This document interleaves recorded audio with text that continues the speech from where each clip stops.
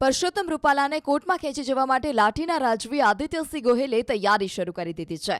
રાજપૂત સમાજના માન સન્માન અને પ્રતિષ્ઠાને નુકસાન થાય તેવા પ્રયાસ રૂપાલાએ કર્યો હોવાનો પણ આરોપ લગાવ્યો.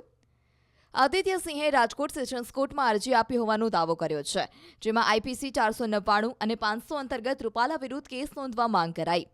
આ એ જ કલમો છે જે અંતર્ગત કોંગ્રેસના રાહુલ ગાંધીને સુરતની કોર્ટે 2 વર્ષની સજા ફટકારી હતી. જોકે ત્યારબાદમાં તેઓને રાહત મળી.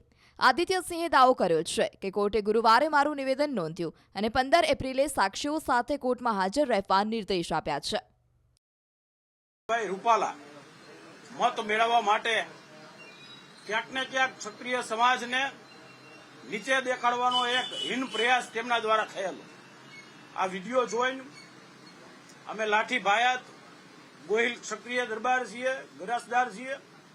આ વિડીયો જોઈને મને પોતાને પણ ક્યાંક ને ક્યાંક દુઃખની લાગણી થઈ હતી અને ત્યારબાદ હું ગત 25 તારીખના રોજ ગઈકાલે હું કોર્ટમાં મેં પિટિશન દાખલ કરેલી છે, ફરિયાદ દાખલ કરેલી છે અને કોર્ટે ગઈકાલે મને 5 વાગે મારી જુબાની પણ માનનીય રાજકોટ ન્યાયાધીશે લીધેલી છે અને આવનારી 15 તારીખે મને સાક્ષીઓ સાથે હાજર રહેવાનું કીધેલું છે. આઈપીસી કલમ 499 અને 500 મુજબ અને આવનારા દિવસોમાં મને માનનીય કોર્ટ અને ન્યાયાધીશ પણ સંપૂર્ણ ભરોસો છે કે કોઈ પણ રાજકીય કે સામાજિક આગેવાન હોય, કોઈ પણ જ્ઞાતિનું ઘસાતું બોલવાનો કોઈને પણ અધિકાર નથી.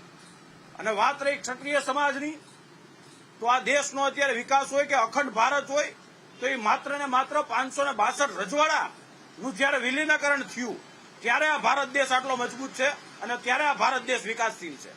ત્યારે પરસોત્તમ ખોડાભાઈ રૂપાલા આ રીતનું નિવેદન કરી અયોગ્ય છે અને સમગ્ર ગુજરાતમાં અત્યારે રાજપૂત સમાજના તમામ આગેવાનો, રાજપૂત સમાજની તમામ સંસ્થાઓ અને રાજપૂત સમાજના તમામ યુવાનો આ મુદ્દાને એક આક્રમકતાથી લડાઈ લડી રહ્યા છે અને આવનારા દિવસોમાં પણ અમે ખૂબ જ આક્રમકતાથી આ મુદ્દામાં એક પણ જાતની પીછેહટ કર્યા વગર ખૂબ જ આક્રમકતાથી આ મુદ્દાને આગળ લડતા રહે.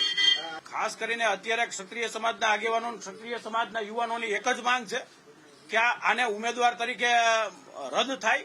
એનો આંતરિક પ્રશ્ન છે.